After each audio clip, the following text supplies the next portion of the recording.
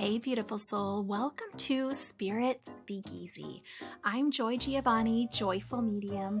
I'm a working psychic medium, energy healer, and spiritual gifts mentor. This podcast is like a seat at the table in a secret club, but with mediums, mystics, and the spiritual luminaries of our time. So come behind the velvet ropes with me and see inside my world as I chat insider style with profoundly gifted souls. We go deep, share juicy stories, laugh a lot, and it wouldn't be a speakeasy without great insider secrets and tips. You might even learn that you have some gifts of your own. So step inside the Spirit Speakeasy. Hey, beautiful soul. Welcome in for another episode of Spirit Speakeasy. On this week's episode of Spirit Speakeasy, we are going to dive into the mystery of your aura and reveal all. By the end of this episode, you'll have the answers to these questions and so much more. What is your aura? What does your aura do? How are scientific advancements starting to prove the existence of the auric field? What type of information does your aura hold or contain? What's your aura perceived as? Like, how is it perceived? Is it possible you've already felt your own aura and didn't even know it? What color is your aura? Do you need to protect your aura? Do you need to clear or clean your aura? And if so, how? What are a few simple yet powerful ways to start playing with and sensing your own aura? So without any wait, let's just dive right in. I first want to share the dictionary.com definition of aura, just so we can have an understanding of what the general public's defining it as. And then I'm going to give you my definition and we'll start really breaking everything down, peeling everything back. So dictionary.com defines aura as a distinctive and pervasive quality or character, air, atmosphere. Another definition is it gives a subtly pervasive quality or atmosphere seen as emanating from a person, place, or thing. And as a pathology, it says a sensation as of lights or a current of warm or cold air preceding an attack or migraine or epilepsy. So when they talk about people who have migraines that get an aura, that word is used there too. These definitions don't really exactly fit for how I understand the auric field. I'm going to loosely define aura for us as the living, changing, ever in motion, quote unquote, unseen energy field around your body that is the emission of the soul. It exists both in the physical and non-physical. It's also known as the human energy field. How most people have already felt or experienced their aura, whether you consider yourself a highly sensitive person or a spiritual person or not at all, most people already recognize their auric field as their personal space bubble. And we're going to dive more into that a little bit later in our conversation. But I just want to explain that the idea of aura is technically under this umbrella of all things metaphysical. So I wanted to dive a little bit into what metaphysical is. And when we work with the aura, it's part of a mystical experience. So we're also going to define that just to have some working definitions. I don't want to throw all these terms out there that we're not defining, because then I think it just leads to more confusion. So Aristotle is considered the father of metaphysics. So what is metaphysics? Metaphysics. Study.com. I'm going to read this quote from that website, and I'll link anything I'm citing. I'm going to link it in the show notes for you in case you want to dive a little further in. Metaphysics is the study of reality and existence, who we are, and what our purpose is. Metaphysics definition comes from works of Aristotle gathered after the philosopher's death. Interesting. Coming after works about nature, which is physics. They were titled metaphysics, quote unquote, after physics. Thus, the name is a misnomer. Aristotle never used it. However, Aristotle's topics provide the beginning questions for metaphysics and ask, what is being? What are the first causes of things? What are the things that do not change? So that quote is from, I said, study.com. The word meta actually comes from the Greek and means after. So that's why they're saying it's a misnomer, because, if they're talking about physics, the things of nature, the natural laws, gravity, the laws of physics, for example, metaphysics means what are we studying after the physical, right? After things of nature. So it's not exactly what it means, but I just think it's interesting. Like I always say, for as long as you guys know me, you'll hear me complain about the language and how it's not quite right, and doesn't quite fit. So that is technically how metaphysics is defined. Today, we use the term metaphysics as an umbrella that really includes everything from like yoga and meditation to alternative healthcare to mediumship to psychic phenomena and so much more. So there's so much being just tossed under that umbrella of metaphysics. It's why you often see auras talked about when we're talking about chakras or healing or the human energy field, like I said, all technically considered metaphysics under the field of study of metaphysics. So while auras technically fall under the umbrella of metaphysical, it's experiencing them, healing with them, or working with them is technically part of a mystical experience. So, what's a mystical experience? I'm going to give you the definition and then we're going to talk a little bit more about it. The word mystical, according to dictionary.com, is defined as having a spiritual meaning or reality that is neither apparent to the senses nor obvious to the intelligence. They give it an example, the mystical food of the sacrament. A second definition that it gives is involving or having the nature of an individual's direct subjective communion with God or ultimate reality, the mystical experience of the inner light. That's kind of closer to what I'm talking about. So essentially, a mystical experience is a psychic experience or a spiritual experience that does tap into or work with also the non-physical. I really prefer the definition blended of these two. So having a spiritual meaning or reality that may or may not be apparent to the five physical senses or our natural logic and intelligence, and having the nature of communion with higher power, God, soul, or inner light, right? So it's an experience that can't always be defined or understood by our five senses. And they're fleeting. So in that moment, that's what we're experiencing, but it's not necessarily something that can be measured. So now that we have those base definitions, let's talk more about the aura in the way I understand it. It really is the emanation of the soul as well as the chakra system. And science is now actually starting to prove that even organs produce an electromagnetic field that contributes to each person's aura. We'll talk a little bit more about the chakra system as we go, but essentially, let me give you a quick definition.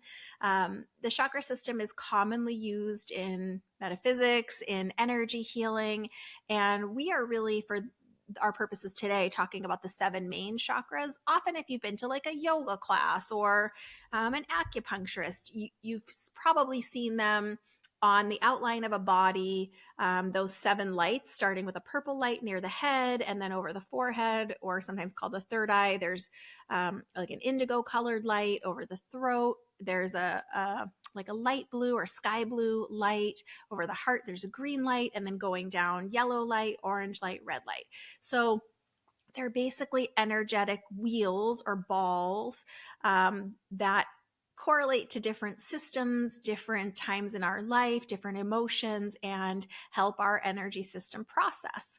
So I want to talk a little bit about, so if the aura is the emanation of our soul, we talk here a lot about how we are a soul having a physical experience, meaning we are a soul that has come into a body in this time. After our body, our physical body can no longer sustain, our soul returns back to non-physical. It doesn't disappear. It just returns back to non-physical. So the part of our soul that lives in us as us is, mixed in with our personality, but not entirely our personality. We have separate components to us. The soul is so much greater or larger than just what can be expressed through this physical body. but it's also emanating from our physical body, creating an energy field.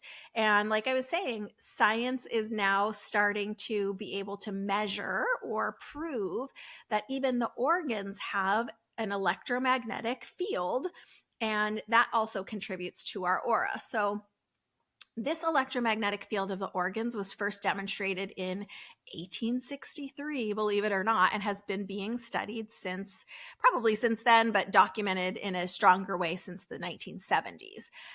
According to heartmath.org, which they're one of the leading organizations for heart research and understanding, all things heart. So according to heartmath.org, I'm going to read a quote. It's a little long, but it's really powerful. The heart is the most powerful source of electromagnetic energy in the body, producing the largest rhythmic electromagnetic field of any of the body's organs. The heart's electrical field is about 60 times greater in amplitude than the electrical activity generated by the brain. So brain activity, how we talk about that, the heart's field is 60 times greater amplified than the brain activity. This field, measured in the form of an electrocardiogram, EKG or ECG, can be detected anywhere on the surface of the body. Furthermore, the magnetic field produced by the heart is more than 100 times greater in strength than the field generated by the brain, and can be detected from up to 3 feet away from the body in all directions. So essentially, what this is saying is that your heart is producing an energy field that radiates out from you 3 feet in any direction, front, back, side to side. So you can see why I'm saying if your aura is very commonly known as your personal space bubble, and your heart is emanating an electromagnetic field 3 feet in all directions, you see why I'm saying it's part of your auric field. And I think it's amazing that science is starting to talk about this. I don't know how long it's going to be before it catches up with what sages and metaphysicians have known for many, many years, and what a lot of us practice in energy medicine. Not only do these auras exist, but they communicate with one another. So on this same article or section of the website from heartmath.org, and again, I'll link it in the show notes. If you want to dive into this website's amazing. They go on to say, thus, information about a person's emotional state is encoded in the heart's magnetic field and is communicated throughout the body and into the external environment. So what is that saying? It's saying that emotions, information is radiating out 3 feet on all sides of you through your body and also into your external environment. Oh my gosh, this is amazing. So let's break down the auric field even further so you can understand more deeply what it does and what types of information it contains. The reason why I brought the heart into it is because I think it's so powerful. That just happens to be what science is willing to measure, and wonderful things are coming from it that they are, and they're understanding, the organs more and the systems and all that. And all that's obviously incredibly valuable. And yes, to all of that, we want that. But that then leads me to believe and understand, based on what I know from energy work and from the work that I do as a medium, that if they're able to measure that electromagnetic field coming from the heart, it must therefore in some degree be coming from other organs. Plus we have the chakra system. Plus we are the soul's emanation, right? The soul is emanating through us. And if the heart alone is producing a 3-foot radius around us of information, well, imagine what your soul is producing around you. So let's dive into the aura a little bit more. Remember, I'm gonna go over this next section, but I want to put a few little caveats here. So remember, these are all part of the subtle energies. Chakras are part of subtle energies. Auric field is part of subtle energies. I would go further to even say that this electromagnetic field from the heart is part of the subtle energy. It just means we can't necessarily perceive them or fully understand them with just our 5 senses alone. The subtle energies are also perceived by the intuition, the psychic senses, those additional group of 6th senses that we often talk about here. I also want to mention that the way I'm about to go through these is definitely an oversimplification. I mean, I feel like I could teach a 6-month course on this to really go all the way to the depth. And I've been learning about this over the last like 15 years of my work with this. So there really is much, much more. I'm going to really try to simplify it for our purposes today, but it doesn't mean I'm not going deep into it. I'm going to talk about it as the 7 layers of the auric field because it's commonly accepted throughout many healing practices that there are 7 layers to the auric field. But I want to just say there are likely many more layers than 7. I just think this is the way we talk about it. 7 chakras, 7 layers of auric field. So there are likely many, many more than 7 layers. These are just at least the 7 layers of your auric field, sometimes they're called layers. Some people call them bodies, quote unquote bodies. Some people call them planes, as in planes of existence. So we will call these, for our purposes, the 7 main layers of your auric field. So that really just means that this personal space bubble that you have around you all the time, this emanation of your chakras, your organs, your soul, is basically these 7 layers, like a layer cake, so to speak. And again, oversimplification, just throwing that out there. So the first layer is called the etheric or physical plane or layer.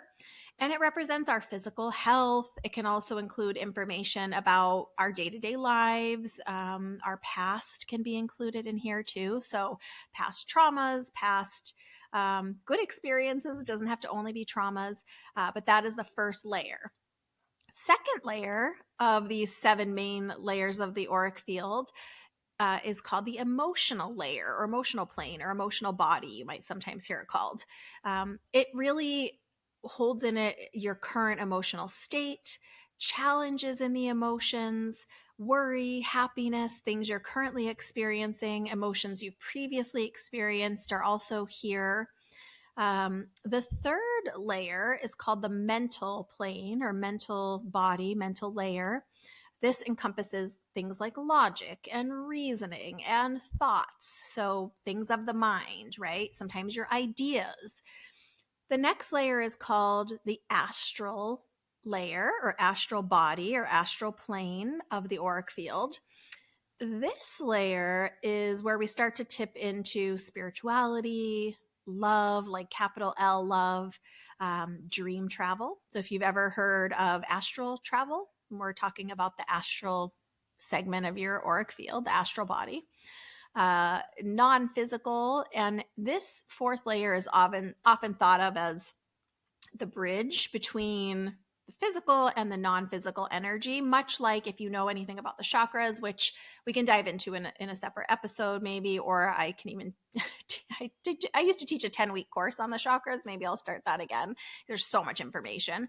But this 4th layer, if you think about the heart chakra, is considered the bridge between the upper and lower chakras. This 4th layer of the auric field, the astral layer, is considered that bridge between physical and non-physical. Because if you've ever heard of, dream traveling or astral traveling, that is going from physical to non-physical. The 5th layer is called this one also some people call the etherical body plane layer. This has to do with communication with the soul self. This is where we start to see psychic and spiritual gifts, intuition, but largely the communication aspect of it. The 6th layer is called the celestial body or celestial layer or celestial plane of the aura.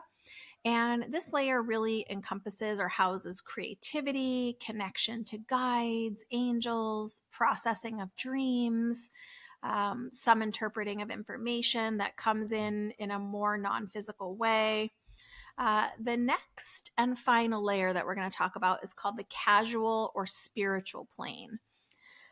This is that 7th layer or plane or body of the auric field. This really has to do with greater connection to all that is, greater connection to the unseen world, to the other side.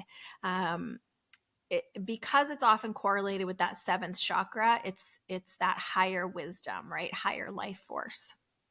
And I went through these really quickly because unless you're going to study working with the auric field in like a healing capacity or as a reader, right? If you want to do psychic readings or aura readings, for example, it's not really necessary to know what each independent layer represents. And the truth is, these layers are not as separate as they sound or as people have tried to categorize them. They really have very blurry lines or edges, for example, where it's not quite delineated in that way. I think it just helps people to be able to categorize them, to know, okay, so your auric field is really sharing and receiving information about everything from your physical body, physical world, day-to-day life, through the emotions, all of your mental capacity, challenges, strengths, the core qualities of your soul, who you are, that greater love, including dreams and non-physical and astral travel or astral plane, including love in like a greater sense, right? Like love for self, love for other, but also love from a greater source, also encompassing communication with your soul self, with yourself, with the world, with your guides, with your angels, with your loved ones on the other side, with the other side in general, with your higher calling. I believe that the blueprint of your soul, right, the plan for your life really is contained within your soul. So there will be information about that in the auric field as well. And some of it is because of the core qualities of who you're expressing as in this lifetime will lend itself more naturally to certain things in the world, more so than others. So there is so much information in the aura. It's why I really wanted to talk about it, because I think it's often largely dismissed, and really it's everything. So again, the lines are blurry. The layers are not quite like a layer cake where they are so distinct, right? Some other things to remember or consider is that sensing the aura, like I said, is a mystical experience. Your aura is always moving and changing and expanding and contracting. It's almost like water, moving water, in that it's never going to be exactly the same in 2 moments. It's a living, moving extension of us that emanates through us into the unseen world all around us. I know that might sound a little out there depending on, I don't know, how long you've hung out here with me or what your own experience is. But like we often say, there are light waves and sound waves and Wi-Fi waves all around us all the time that we don't question at all. So if science is proving that our heart has this electromagnetic field, how much of a stretch is it really to think that, okay, there are probably other energy fields around us emitting from us as well? Okay, so some things to remember, like I said, always moving, always changing, contracting, expanding. It also, your aura goes out before you. So it's ahead of your physical body, meaning it's like this energetic bubble that you roll around in all the time, that you move in the world through. Remember, we talked about personal space bubble. So it's out ahead of you, it's behind you, it's on either side of you. So it's moving into a space just a little bit ahead of you. It's always discerning and sensing and gleaning information. It's processing information, your auric field. And your auric field contains and shares your information. So I know we talk about intuition a lot, and the auric field is so deeply connected to our intuition. We often think of intuition as living somewhere in the body. And yes, we do feel and experience intuition as like that gut feeling or that inner knowing. But it is through the auric field, through your soul, the emanation of your soul, that you are starting to receive, interpret, like pick up little bits of information as you move. So when you intuitively are feeling like, oh, you know what? I just walked into this space and it feels heavy in here. It feels like maybe somebody had an argument. That's your auric field giving information to you that you then feel as sensation or knowing or intuition. It's the same as like if you've ever been in a meeting and you're like, oh, I feel great energy in this meeting. Or, I feel like they're saying that here's the plan for the next quarter of our company, but I just feel like something's off or they're not telling us something. There's information missing here. That's your aura blending with their aura and discerning, understanding, receiving information. It might not be able to be boiled down to concrete facts in your mind in that moment, but it's the essence of it that you're perceiving as, you know what, something's incongruent here. They're saying this, but something feels a little off about this. So your intuition is completely connected to your aura. And I think we think about things as so separate, but they're not. I mean, things are so intrinsically connected. Now, I want to go back quickly, as promised, to touch into the idea of personal space bubble. It's how you probably have already experienced your own auric field and maybe didn't even know it. Have you ever been in a line at a grocery store and someone, you don't see them, but you just feel someone standing too close to you? It's because they're in your aura. Have you ever like changed moods because you've been around someone? Like maybe you didn't even talk to them, but you just sat in a room with someone and all of a sudden your mood started changing. You're kind of matching their energy unconsciously and often unintentionally. It's because your aura is perceiving information about another person in the room, about the room itself. So I really like the example of like someone directly next to you, because I think that's the way, for me anyway, that was the first aha of like, oh my gosh, I do know what that is. I have actually felt that. Or if someone's, it's interesting. Like if we go into a waiting room and there's 10 open chairs, right? We tend to not sit directly next to someone just naturally. We won't like go over in an empty room and sit right in the chair next to a person. We give space. And a lot of it is because we're more comfortable having our bubble on its own a lot of the time. So ourself inside our bubble, a little bit separate from someone else in the room. Now your auric field is still blending into that room, blending a little bit lightly into that other person's aura, sensing them, being aware of them, understanding the safety of the situation, any other information that your, soul wants to determine from that information. We couldn't possibly become aware of all of it on a conscious level. Our brain would explode. It's too much information at any given moment. But that's really how your personal space bubble ties into this. Now, some other things that I want to talk about here with this is it really, goes into this idea of why you sometimes feel like the way people often describe it to me is they feel like they're taking on someone else's energy, meaning like, they've been in a space all day at their job and there are people who are maybe a little grumpy or maybe just not an energetic match for them and they feel drained when they leave that place, or they feel like they're taking on other people's energy. Your auric field is why you feel drained or energized after peopling, that's the way I say it, after spending time with people.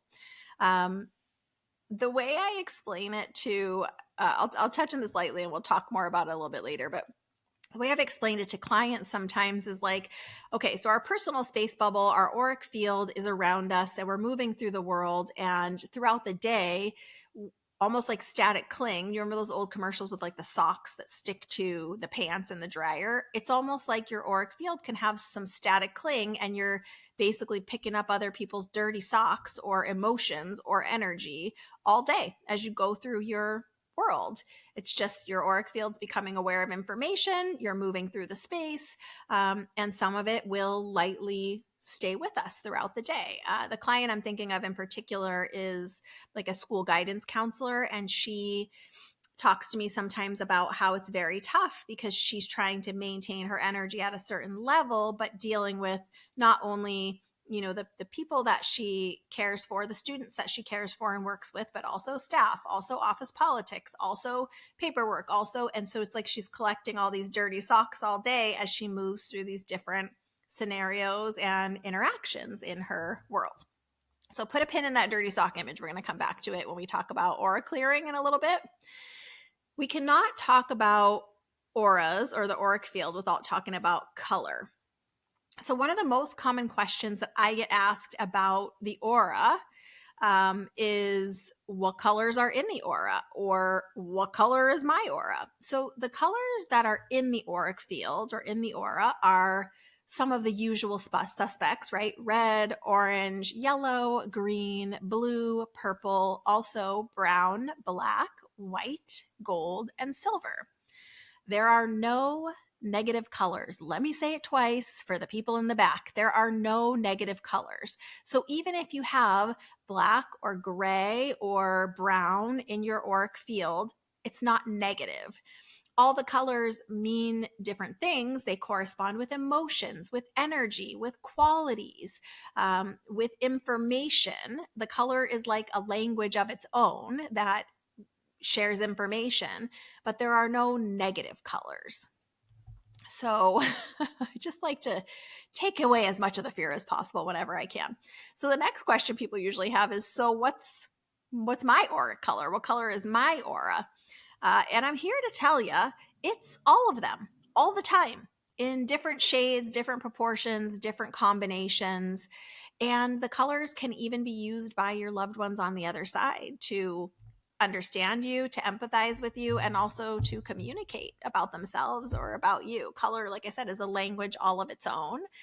And you have all the colors all the time. So if someone reads your auric field, for example, and says, oh, your aura is very blue, it might just mean that that color is rising primarily to the top or to their awareness in that moment. It doesn't mean that you don't have all the colors at all times. Because like we talked about, even with just those 7 main layers of the aura, if the aura is expressing everything about you, basically, from your organs and cells and physical body all the way to your past, your present, your feelings, your spirituality, your connection, it needs all those colors at all times in all areas. They just can be in varying degrees. And the colors themselves can be, the way we say it is in the positive or in the challenge. So, for example, if someone is in a relationship in their life and they're having the primary challenge in the relationship in this moment is like communication. I might see that blue for communication as looking a little bit muddy. It doesn't mean it's negative or bad. It's just showing me, oh, there's a little bit of a challenge here. It's not like the bright, clear blue. So all of the colors all of the time are in your auric field, and different combinations to show different things, because that's how your aura moves. So therefore, again, the colors act as a language and provide information. So what type of information do the colors of your aura provide? As a little side note, this is some of what and how I'm perceiving during a psychic reading. So we all read a little differently and our faculties all work a little differently, but part of what I'm reading when I'm psychically reading, my soul, my aura is blending with the aura of my sitter, my recipient, and I'm becoming aware of the language of the colors and energy that their soul is emitting in that moment, in that layer. And typically I'm being drawn to what they need to hear about in this session. Not always what they want to hear about, but what the greatest need is in that moment.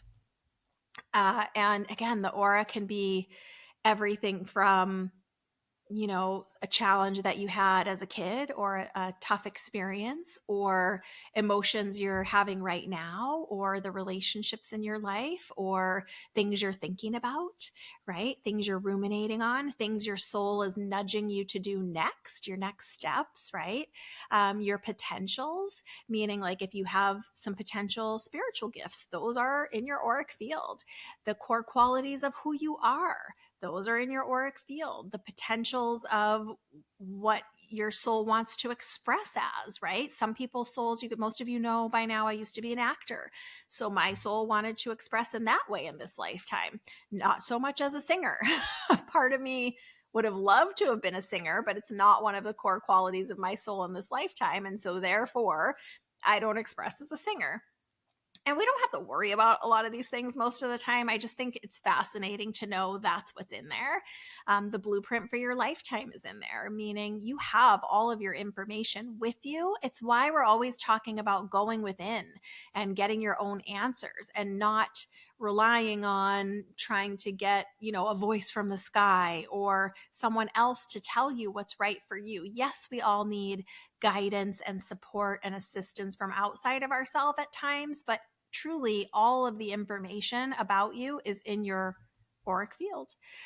It even will house things about your physical life, how many kids you have, what your relationship status is, how you're feeling about all of that, what type of house you live in, the work that you do on a day-to-day basis, how you feel about that work, how that work affects you in a greater emotional or spiritual capacity. There really is almost no limit to the information that is contained in the auric field. Now, does that mean that I'm becoming consciously aware of all of that information about you in that moment? No. And neither is anybody else. It's its own system, right? And it's your system, your auric field, sharing information out into the world and with other souls and receiving and discerning information from other souls.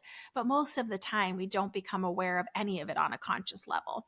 But have you ever had an experience where all of the sudden you just knew something about someone and you didn't know why you knew it? Maybe you knew they got in an argument yesterday. Maybe you knew that they have a tummy ache. Maybe you knew that they're pregnant and they haven't told anybody.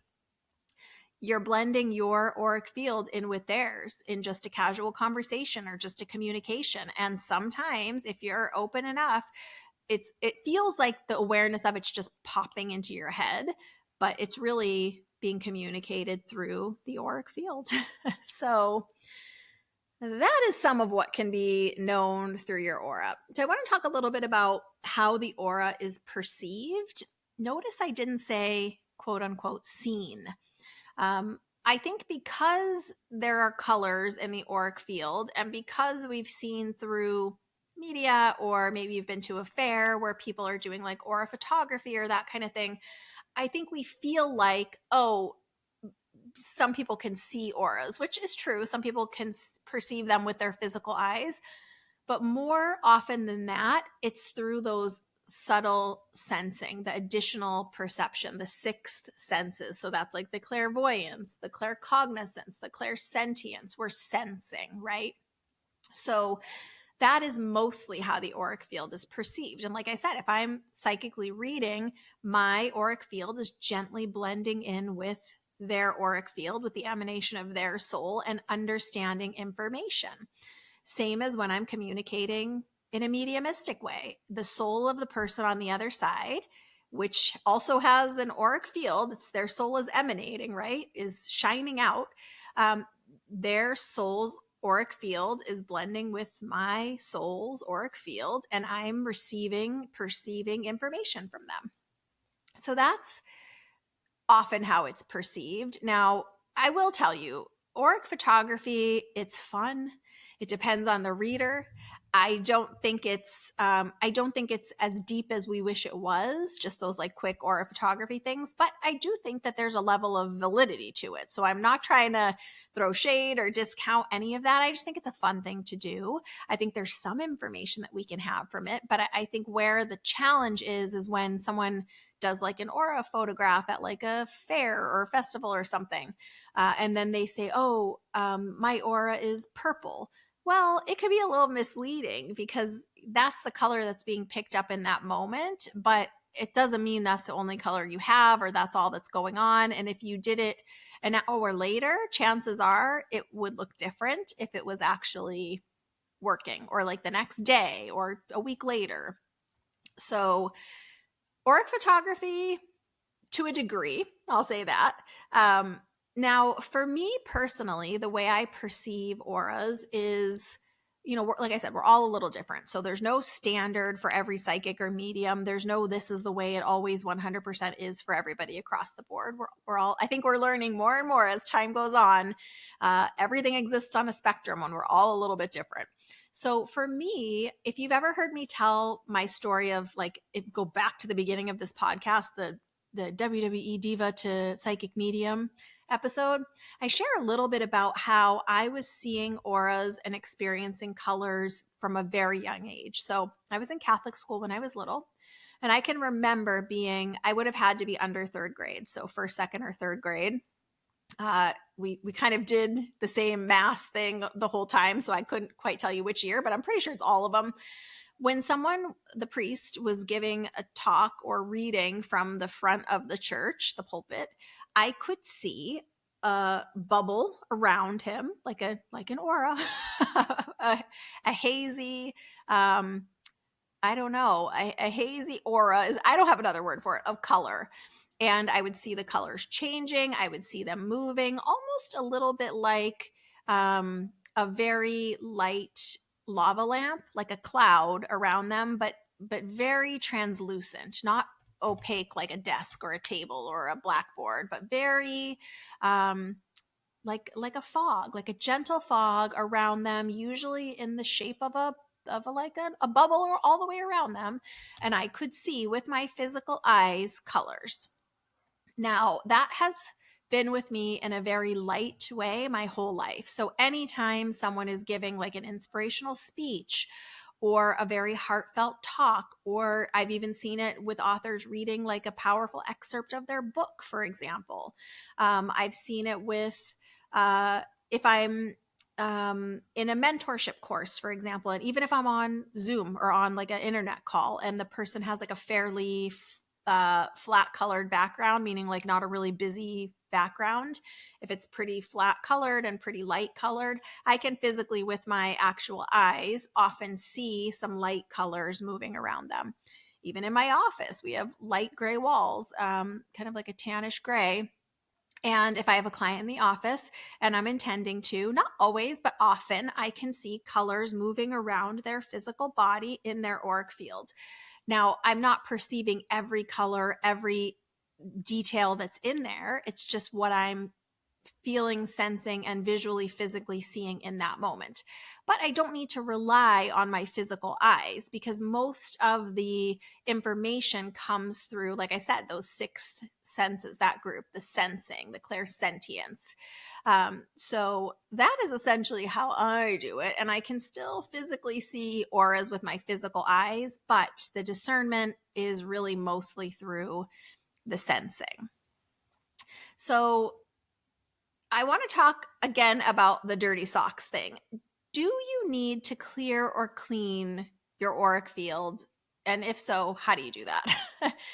Like we talked about, we're kind of going through our day all the time, really just perceiving or sharing, emitting, and receiving information through our auric field. Some of it comes to us in like a mental capacity, like we know things or we know information, and some of it just goes to our subconscious or unconscious, and some of it we just let go of completely. But in that example that I gave of the guidance counselor, she really was feeling energetically drained or like she was picking up people's dirty socks and they were sticking to her all day long. So really your auric field is a self-clearing or self-cleaning system to some degree.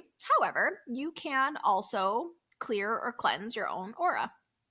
There is a little bit of a difference between doing like a self-clearing or receiving healing or clearing. Those of you that have ever been to any of my Spirit Circle, my monthly free community offering, which is often a group healing session, you know one of the things I'm doing in your field is clearing your aura. There is, like I said, a bit of a difference between doing your own aura clearing or having someone else do it for you. The best example or like analogy I could give is like a hairdresser. So you can do it by yourself, like a blow dry or maybe even a little quick trim, but it's a whole different experience to have someone else do it for you from their expertise and perspective. So think about, that compared to clearing or cleansing your own aura. Yeah, you could do your own shampoo and blow dry, but if a hairdresser is doing it and then going to cut or color or do something or style your hair, it's totally different than you doing it by yourself. It's not to say that you couldn't always do it by yourself, but it's just a different level to have someone else do it for you. And the other thing to remember, which I'm sure you can resonate with, is we often can't see our own blind spots. So it's why I still work with healers for myself or have healers work with me, and why I still love giving and receiving healing, because we just, we don't know what we don't know. And sometimes we're so close to something that we really can't see what needs to be moved or what needs to be cleared. But your system will do it entirely by itself. So I don't want anyone stressing or panicking and thinking, oh no, I'm not clearing or cleaning my aura. It's fine. It'll do it by itself. Most people experience it like when you wake up and you wake up fresh, we usually say. It happens overnight. It happens if you go for a walk in nature, or if you feel like sitting outside, your system will clear itself. You can do grounding. That will clear your auric field. There are a couple of other ways you can do it. We're going to talk about it in a minute here. I'll give you a couple easy tools. I love teaching tools. But that's essentially the difference. You don't have to do it. You could do it. It feels good to do it. You might notice a difference in your mood, in your energy, in your clarity. And if you're someone who wants to develop or is developing as a psychic or a medium or a healer in any capacity, I would suggest learning how to do it. Just because you're spending so much time in other people's auric field, it's nice to just clear and clean and have it fresh in there. So we're going to talk about that in just a second. I will teach you how to clear your own aura. But before we do that, I want to touch quickly into, since we're talking about clearing, we should also mention protection here. Do you need to protect your aura? This might be a little bit of a hot take, controversial take, but as I see it, no, you don't need to protect your aura. If you wanted to, in a special circumstance, like say you're going into a meeting with someone that you feel is particularly like aggressive or combative, you could, for example, imagine your aura, your personal space bubble becoming like a mirror. Like think of Silver Surfer, how it just is this like silver mirrored bubble. And it's just kind of like a whatever energy you're emitting to me, kind of bounces off me and goes elsewhere. So you could imagine being, your bubble being like a mirror, just mirrored out, not taking anything in. But really, it's more about continuing with your own personal growth, your own personal development than needing to like quote unquote protect or safeguard your aura. Your aura works with you and it works for you. It's divine. It's not as fragile as pop culture might have you believe. It's this beautiful, incredibly divinely ordered system that we have that is intended to perceive, share, receive, determine, understand, all of those words, information for you. So it's working for you. I think the little clearing and resetting techniques are probably much more helpful than worrying about protection.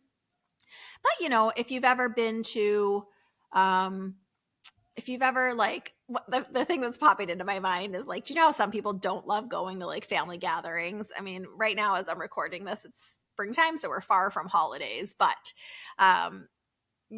just this idea of like a family gathering. If you went to a family gathering and you just kind of felt ick afterwards, just clear your energy. You don't need to like protect necessarily. So in just a second here, we're going to talk about quick do-it-yourself options for clearing your own energy. I'm really excited to share these with you. These are my personal go-tos. I use them all the time. And I want to share 3 with you. I'm going to share the 3 easiest. And then I also want to share a few tips with you for how to start playing with your aura if you're into that, for those of you that want to take it maybe like one step further. So 3 quick and easy kind of DIY, do-it-yourself options for clearing or cleansing your aura are as follows. Option 1, I know on this podcast, we have worked with a few different archangels. If you like Archangel Raphael, he's wonderful for this. Archangel Metatron, we've talked about before here. He's wonderful. Archangel Hanael is wonderful. A lot of people love Archangel Michael. If you don't know any archangels or are not familiar, you can just call on an angel in general. I believe in my work that we all have at least 2 personal guardian angels. You don't have to believe in angels to do this one. And if you don't like it, hang on for 2 more. But let me just tell you about this one real quick. So essentially, you would just call in an angel, any angel of your choosing, like I said, an archangel, or you can even just say, my personal guardian angel, please come close to me now. And just imagine them next to you, but slightly higher than you, showering you with just fresh, beautiful, pure white light. And you can close your eyes for this if you want. You might feel or sense it a little bit more. And remember, subtle, subtle, subtle sensing. It's not going to be like someone touching you, but just let that white light rain over you like actual rain, but with energy. And just imagine anything that doesn't belong to you being rinsed out and falling into the earth. She can use it as fertilizer to make beautiful flowers and wonderful things. So just imagine that raining down over you, that angelic white light sprinkling over you, rinsing down your auric field, releasing anything that's not yours or not serving you to the earth, and then just letting that white light fill you all the way up. Just get a sense for when you're done. You could set a timer and do it for 2 or 3 minutes or 10 minutes if you like, however long you like. There's no right or wrong answer here. You could even do this like at your desk or in your parked car, for example. No one has to know that you're doing it. And just until you sense that you have kind of been all the way washed out and filled with that beautiful white light in your personal space bubble. Option 2 for a quick DIY of clearing, cleansing your own auric field. You can do an energetic rose. If you've ever been with me on any of the, like I said, Spirit Circle community free monthly healing sessions, you might have learned this tool before. If you want to see it in action, you can go to my website, joyfulmedium.com, in the blog section and look for those recordings of the previous healings and find it there. Or I'm going to explain it to you right now. Essentially, I like to do all of these with eyes closed. You don't have to, but I feel like kind of closing out more of our physical world helps to allow us to sense a little bit more sometimes, but you don't have to. So with this energetic rose technique, you're just going to imagine a big, I like my rose to be white, but yours could be any color you like, a big white fluffy rose out in front of you. It could be anywhere from the size of a basketball to the size of a hula hoop, just depending what you like, and you can play with different sizes and see how you feel. And just imagine that rose being magnetic. And with each breath, imagine as you exhale, that rose magnetically collecting anything from your auric field that doesn't belong to you, that's not serving you, that's not yours. You don't even have to judge it as good or bad, just not yours, doesn't belong to you. Dirty socks, right? And you could even visualize dirty socks kind of peeling or flying off of you, gently floating into this rose. And I usually say till you feel done. So it might be 2 or 3 minutes. It could be up to 10 minutes. These are kind of delicious little personal meditations that if you do have a 10 or 15-minute break, it feels really nice to do them a little bit longer. So I would play with doing them a little bit longer when you have time, but it's okay to just do a quick 90-second version of it if that's what you have. So letting that rose fill all the way up till you feel like it's done, imagining it shooting up into the sky, 1,000 feet in the air, exploding like fireworks, dissolving into nothing. And then just imagine allowing your bubble to fill in with, I like gold light, but you could choose any color that you like. Rich, warm gold light filling into your bubble, swirling all around you. And our personal space bubble is, I always perceive it as like an egg. So you're just like in this giant egg of your own energy, about, I don't know, 3 to 5 feet around you on all sides. But remember, your aura is always in motion. So it expands out as you move through spaces. It comes closer to you as you need. So that energetic rose, remember to fill in. Particularly gold is just a beautiful, nice, warm, nurturing color for everyone. There's no one that can't accept gold light. So once you feel like you've filled all the way in, take some nice relaxing breaths as you're doing it, and that one's done. And our third quick do-it-yourself option for auric cleansing or clearing is sound. So this one's not really as meditative. You could do it with sound bowls if you have like either the Tibetan brass sound bowls, or I have a beautiful bowl that was gifted to me that's quartz crystal. It's white, but it's crystal. You could ding the bowl, you can swirl around and let the vibration of the sound wash over your auric field and your physical body. Sound is a really powerful tuning and healing modality. If you don't have a sound bowl, you can use the Google or any place that you get music or sound from. So like all the platforms that you get music from have usually some sort of like sound bowl meditation music. So just do a little search, see what you like. I wouldn't use a tone or a sound that you don't like. Use something that sounds nice to you, that feels pleasing to you. It probably is letting you know that's the one you need. There are lots of different tones. There's no right or wrong, but you're just essentially taking a few minutes and letting it wash over you, wash through your auric field, and just setting that intention that you're receiving these tones to clear and balance your auric field. Again, as long as you like. There are some of these that I've experienced myself on like iTunes or Spotify that last for like an hour or more. I've seen some on YouTube that are like several hours. That's a long time. So unless you're really wanting to do like a deep, long meditation, you could just stop the music whenever you want. So you could set a little timer for yourself in your phone, a few minutes or 10 minutes or 15 minutes, however long you have, but a couple minutes will do ya. Let that sound wash over you. Remember setting the intention that that's what you're listening for, is for your aura to be cleared and balanced or cleansed. And then when you are done, just let yourself be done, filling in again with those beautiful tones as well. Now, for those of you that are a little more advanced or just feeling a little bit more adventurous and want to play, I'm going to give you a few quick tips to start playing with your aura. I'm going to give you 3 of these as well. Don't feel pressured. And if you guys want, let me know if you want to do like an expanded version of this. I can do an episode that's a little bit more focused on just the clearing or just the playing with, but I also teach this. So if you've taken any courses with me, or if I'm ever offering like a free mini course or even like a paid extended course, you're probably going to learn all this. And we do some of it on like the free community offerings that I have. So those are in the events section of my website. So this first do-it-yourself playing with your aura would be to first get like, close your eyes, not right now if you're driving, but if you're somewhere safe to do so, or when, just kind of close your eyes, get a sense of your auric field. You can even just imagine that egg of energy all around you, that emission from within, your soul within, emitting on all sides of you, front, back, above, below, left, right, on all sides equally, in this egg of your energy. And just start to imagine to fill in your bubble with different colors. So I would do one at a time.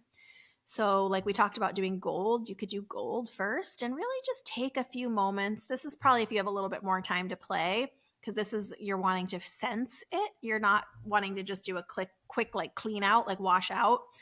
You're really wanting to feel and play, or sense, I should say. Feel sounds strong to me. And a lot of times when I say feel, people think they're actually going to like physically feel something. It's more of sensing than feeling. So fill in with that gold, let it swirl all around you, let it go below your feet, above your head, all the way behind your heart. And once you feel, spend a few minutes with that gold, and then just imagine letting it all drain out, and then pick a different color, maybe blue.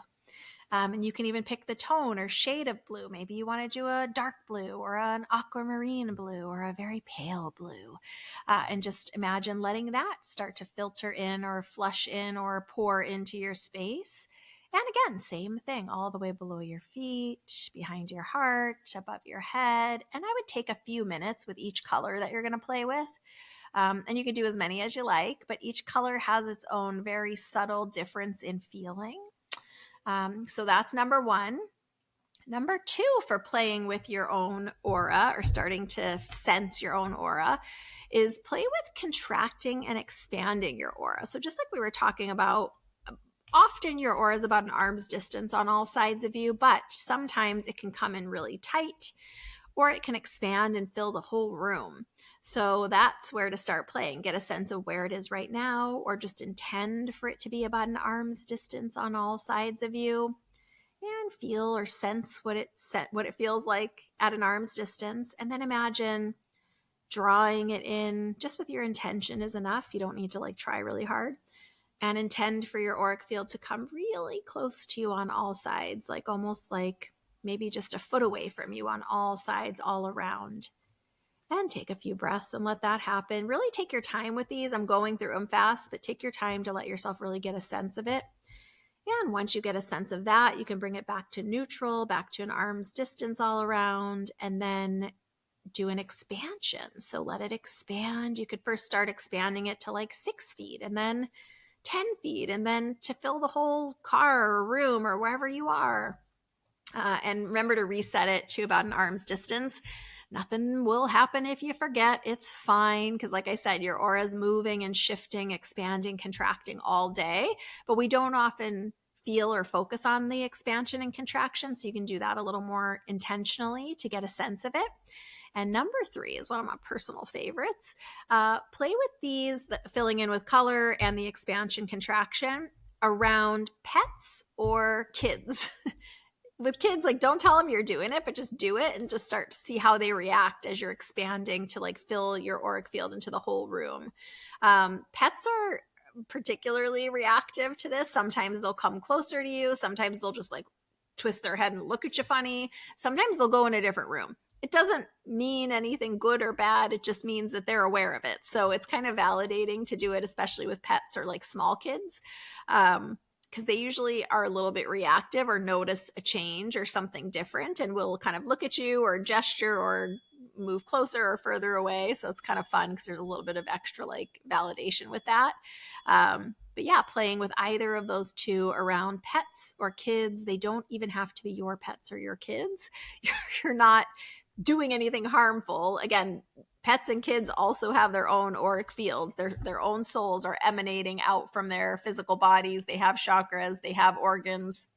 So all of us are rolling around in our aura all the time anyway.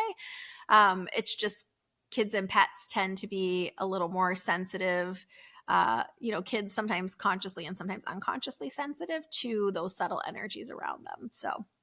So that is what I have to tell you about your auric field today. Again, it's an overview, even though it's a deep dive overview. I could, like I said, talk about the auric field for weeks on end, it seems like. But hopefully you have learned a lot in this episode. Maybe it's made you even more curious. It's definitely given you some ways to start clearing and cleansing and playing with your own aura and experiencing your own aura. But I'm so curious to know your experience. Have you had it where you've been in line and someone's come too close and you've looked behind you and you're like, oh my gosh, this person's so close. I just felt like someone was, well, they're in your auric field. Have you had that experience? Have you had the experience of like, someone sitting too close to you and it feeling uncomfortable and you weren't sure why? What experiences have you had with your aura that you didn't even know was your aura? Or how do you want to start playing with it now? I'd love to know your experience. And I hope you'll join me for one of my Spirit Circle monthly free community offerings. I love doing healing. I love working in the auric field. And sometimes I'm also doing group readings, which I also love. I hope this has been fun and uplifting and easy, and hope you learned something. Big hugs, lots of love. Bye for now from inside Spirit Speakeasy.